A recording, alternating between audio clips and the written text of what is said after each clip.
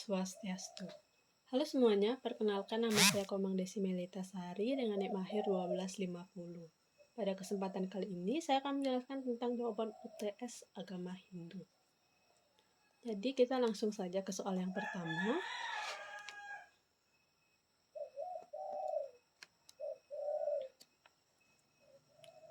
Yang pertama yaitu berikan contoh pengalaman hidup yang pernah kamu alami yang ada hubungannya dengan konsep Pancasrada. Jadi di sini saya memiliki beberapa pengalaman yang ada hubungannya dengan konsep Pancasrada. Yang pertama yaitu Brahman, di mana saya sering melakukan doa sebelum berpergian dan juga saya selalu berusaha agar menjaga lingkungan di sekitar rumah saya agar tetap bersih. Yang kedua ada Atman, yang dimana saya percaya dengan adanya Atman. Oleh sebab itu saya selalu berusaha menjaga agar saya bisa memiliki kesehatan tubuh dan mental yang bagus untuk menjaga Atman atau jiwa saya. Yang ketiga ada Karma Phala, di mana saya percaya dengan adanya konsep karma pala karena saya pernah mengalaminya ketika dulu saya tidak sengaja tertawa karena adik saya terpeleset dan kemudian jatuh. Tetapi setelahnya saya juga mengalami hal yang sama. Yang keempat ada samsara atau punarbawa, di mana saya percaya dengan adanya konsep kelahiran kembali karena dulu ketika adik saya lahir, keluarga saya pergi untuk menemui orang pintar atau seseorang yang tahu untuk mengetahui leluhur yang ada di tubuh adik saya. Yang kelima ada moksa, yang dimana saya pernah mengikuti kegiatan yoga yang dimana itu merupakan salah satu langkah penting untuk mencapai moksa. Kemudian soal kedua yaitu jelaskan dan beri contoh tahap-tahapan dari Astanga Yoga. Berikut adalah beberapa penjelasan dan contoh dari tahapan Astanga Yoga. Yang pertama ada yama, yaitu mengatur perilaku terhadap orang lain dan alam sekitar dengan menghindari perilaku merugikan. Contohnya seperti dilarang membunuh atau ahimsa, dilarang berbohong atau satya, pantang menginginkan sesuatu yang bukan miliknya atau asteya, dan pantang melakukan hubungan seksual atau brahmacari. Kemudian yang kedua ada niyama, yaitu bentuk pengendalian diri yang bersifat rohani. Misalnya seperti sauca, yaitu tetap suci lahir batin. Santosa, selalu puas dengan apa yang datang. Swadhyaya, mempelajari kitab-kitab keagamaan. Dan Iswara Paranidhana, yaitu selalu bakti kepada Tuhan. Kemudian yang ketiga ada asana, yaitu sikap duduk yang menyenangkan, teratur, dan disiplin. Contohnya seperti silasana, padmasana, vajrasana, dan sukasana. Yang keempat ada pranayama, yaitu mengatur pernapasan sehingga menjadi kesempurna melalui 3 jalan, yaitu puraka atau menarik nafas, kumbhaka menahan nafas, dan recaka mengeluarkan nafas. Yang kelima ada pratyahara, yaitu mengontrol dan mengendalikan indria dari ikatan objeknya sehingga orang dapat melihat hal-hal suci. Contohnya seperti memusatkan perhatian pada pernapasan saat melakukan asana. Kemudian yang keenam ada dharana, yaitu usaha-usaha untuk menyatukan pikiran dengan sasaran yang diinginkan. Contohnya memfokuskan pikiran pada mantra atau doa. Yang ketujuh ada dhyana, yaitu memusatkan pikiran yang tenang, tidak tergoyahkan kepada suatu objek. Contohnya seperti meditasi dengan fokus pada pernafasan. Yang kedelapan ada semedi, yaitu atman yang menyatu atau sang diri menjadi dengan Brahman. Contohnya seperti merasa satu dengan alam semesta. Kemudian soal ketiga, berilah contoh dalam kehidupan sehari-hari bagaimana mengembangkan kasih dengan mengikuti kebenaran. Mengembangkan kasih dengan mengikuti kebenaran dalam kehidupan sehari-hari dapat diwujudkan dengan tindakan seperti memperhatikan hak-hak yang dimiliki oleh orang lain, mengakui persamaan derajat, menjaga lingkungan, dan berbuat baik kepada sesama tanpa membeda-bedakan.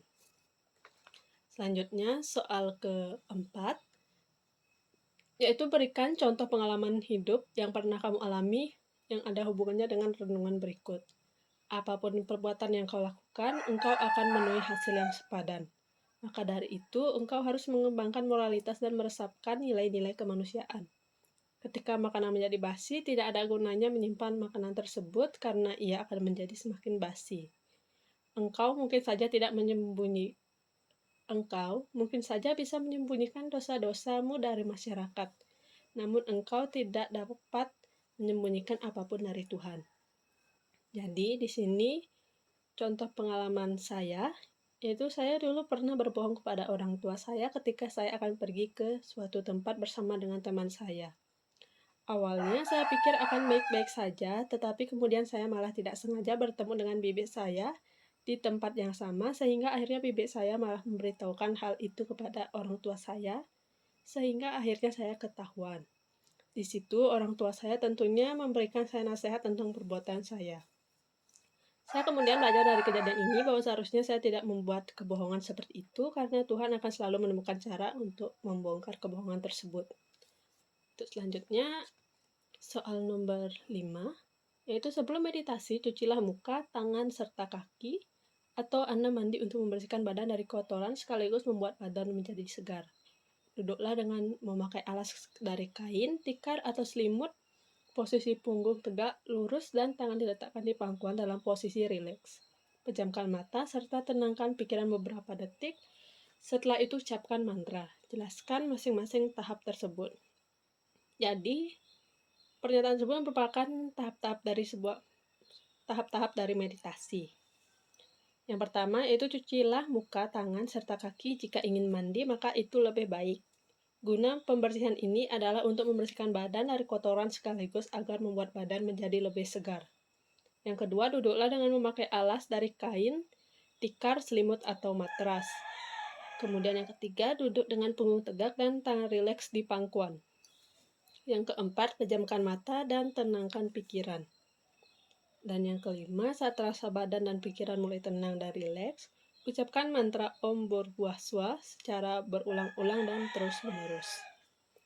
Kemudian soal yang keenam, mengapa Awatara itu yang turun ke dunia dominan dari Dewa Wisnu? Jelaskan dalam kehidupan sehari-hari, Anda dapat berperan seperti layaknya Awatara.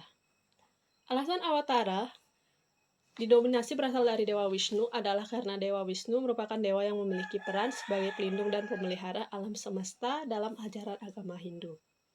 Dalam kehidupan sehari-hari, saya bisa berperan seperti layaknya Awatara dengan cara yang pertama, membela teman yang diperlakukan secara tidak adil. Yang kedua, menolong orang lain yang mengalami kesulitan. Dan yang terakhir, bersikap sabar ketika mengalami kesulitan. Baik, untuk selanjutnya soal nomor 7, yaitu jelaskan hubungan antara yoga Surya Namaskar dengan pranayama. Berikan contoh pranayama yang cocok untuk asana tersebut. Badan dan pikiran, dan gambarkan rangkaian yoga Surya Namaskar yang Anda ketahui dan apa maknanya.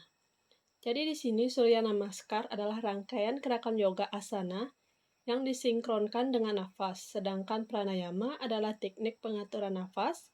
Keduanya saling melengkapi dengan Surya Namaskar, menggerakkan tubuh dan melatih konsentrasi, sedangkan pranayama menstabilkan pikiran dan mengontrol energi vital. Ketika dilakukan bersamaan, keduanya akan membantu menciptakan keseimbangan tubuh dan pikiran. Contoh pranayama yang cocok untuk Surya Namaskar adalah nadi sodana, yaitu nafas alternatif yang cocok dilakukan sebelum atau sesudah Surya Namaskar untuk menyeimbangkan energi dan menenangkan pikiran. Berikut gambaran serangkaian yoga Surya Namaskar yang saya ketahui. Yang pertama ada Pranamasana, yaitu pose doa yang merupakan penghormatan kepada energi matahari. Yang kedua ada Dandasana atau pose papan, yaitu kekuatan dan kestabilan. Kemudian soal yang nomor 8, ide Sang Hyang Widiwasa bersifat wiyapi-wiyapaka atau di mana-mana. Jelaskan, Anda dapat membuktikan bahwa Tuhan itu ada di mana-mana. Di sini bisa dilakukan dengan pengamatan dalam kehidupan sehari-hari. Seperti ketika saya merasa ingin melakukan hal buruk, ada sebuah bisikan kecil yang kemudian menuntun saya untuk tidak melakukannya. Ini merupakan salah satu wujud Tuhan yang ada di dalam diri kita. Soal nomor 9, berilah contoh dalam kehidupan sehari-hari bagaimana mengembangkan kasih dengan mengikuti kebenaran dari hukum karma pala. Di sini saya dulu pernah membantu teman saya yang kesulitan dalam pelajaran.